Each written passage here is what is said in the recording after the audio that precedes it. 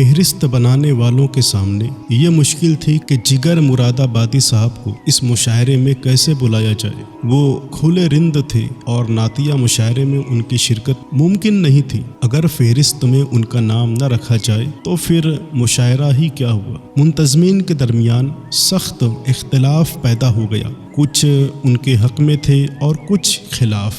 دراصل جگر مراد آبادی کا معاملہ تھا ہی بڑا اختلافی۔ بڑے بڑے شیوخ اور عارف باللہ اس کی شراب نوشی کے باوجود ان سے محبت کرتے تھے، انہیں گنہگار سمجھتے تھے، لیکن لائق اصلاح شریعت کے سختی سے پابند علماء حضرات بھی ان سے نفرت کرنے کے بجائے افسوس کرتے تھے کہ ہائے کیسا اچھا آدمی کس برائی کا شکار ہے۔ عوام کے لیے وہ ایک اچھے شاعر تھے لیکن تھے شرابی۔ تمام رعایتوں کے باوجود علماء حضرات بھی اور شاید عوام بھی یہ اجازت نہیں دے سکتے تھے کہ وہ نعتیہ مشاعرے میں شریک ہوں۔ آخر کار بہت کچھ سوچنے کے بعد منتظمین مشاعرہ نے فیصلہ کیا کہ جگر کو مدعو کیا جانا چاہیے۔ یہ اتنا جرأت مندانہ فیصلہ تھا کہ جگر کی عزت کا اس سے بڑا اعتراف نہیں ہو سکتا تھا۔ جگر کو مدعو کیا گیا تو وہ سر سے پاؤں تک کانپ گئے۔ میں گنہگار، رند، سیاکار، بدبخت اور نعتیہ مشاعرہ؟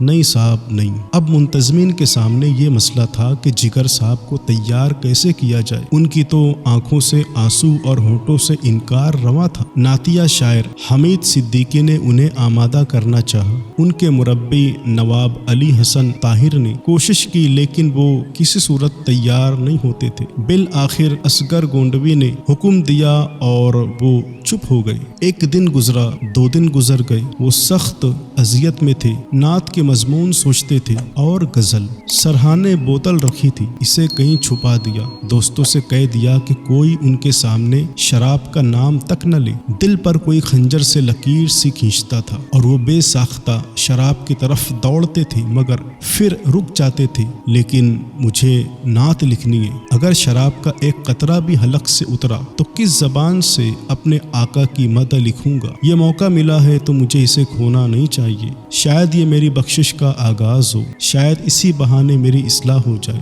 شاید اللہ کو مجھ پر ترس آ جائے۔ ایک دن گزرا، 2 دن گزر گئے، وہ سخت اذیت میں تھے۔ نعت کے مضمون سوچتے تھے اور غزل کہنے لگتے تھے۔ سوچتے رہے، لکھتے رہے، کاٹتے رہے، لکھے ہوئے کو کاٹ کاٹ کر تھکتے رہے۔ آخر ایک دن نعت کا مطلع ہو گیا، پھر ایک شعر ہوا، پھر تو جیسے بارش انوار ہو گئی۔ نعت مکمل ہوئی تو انہوں نے سجدہ شکر ادا کیا۔ مشاعرے کے لیے اس طرح روانہ ہوئے جیسے حج کو جا رہے ہوں، کونین کی دولت ان کے پاس ہو، جیسے آج انہیں شہرت کی سدرۃ المنتہا تک پہنچنا ہو۔ انہوں نے کئی دن سے شراب نہیں پی تھی لیکن حلق خشک نہیں تھا۔ ادھر تو یہ حال تھا، دوسری طرف مشاعرہ گاہ کے باہر اور شہر کے چوراہوں پر احتجاجی پوسٹر لگ گئے تھے کہ ایک شرابی سے نعت کیوں پڑھوائی جا رہی ہے۔ لوگ بکھرے ہوئے تھے۔ اندیشہ تھا کہ جگر صاحب کو کوئی نقصان نہ پہنچ جائے۔ یہ خطرہ بھی تھا کہ لوگ اسٹیشن پر جمع ہو کر نعرے بازی نہ کریں۔ ان حالات کو دیکھتے ہوئے منتظمین نے جگر کی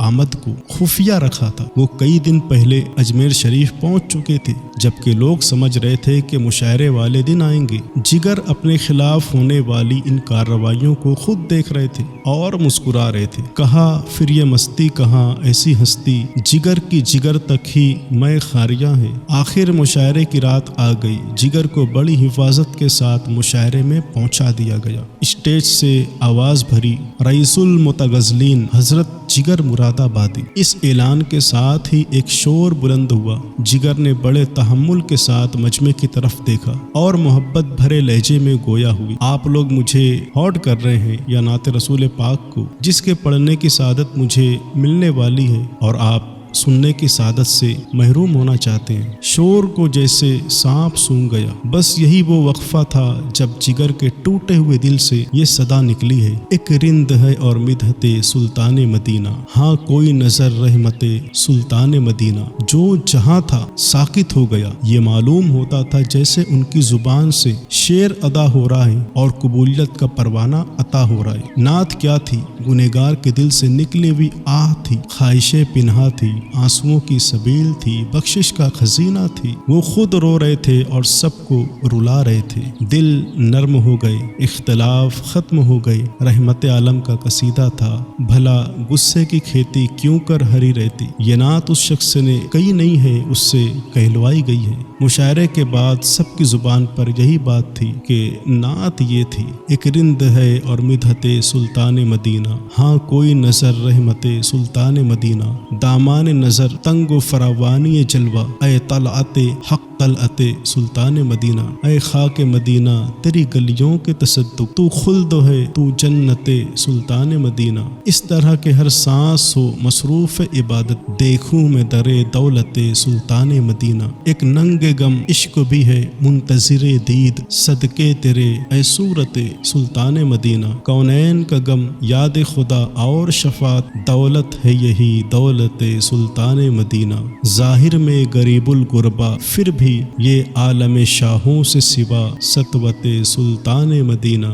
इस उम्मत आसी से नमू फेर खुदाया, नाजुक है बड़ी गैरते सुल्तान मदीना। कुछ हमको नहीं काम जिगर और किसी से, काफ़ी है बस एक निस्बते सुल्तान मदीना। यही वो कलाम था जिसको पढ़ने के बाद जिगर मुरादाबादी की जिंदगी में यूं इनकलाब आया कि दोबारा उन्होंने शराब का रुख नहीं किया। ये नात रसूल मकबूल सल्लल्लाहु अलैहि वसल्लम बारगाह रिसालत माब सल्लल्लाहु अलैहि वसल्लम में इस तरह मकबूलियत का परवाना हासिल करती है कि जिगर मुरादाबादी की पूरी जिंदगी तब्दील हो जाती है। नात महबूब खुदा लब पे मेरे आई है, मैंने लिखी नहीं सरकार ने लिखवाई है, मैंने लिखी नहीं सरकार ने लिखवाई है।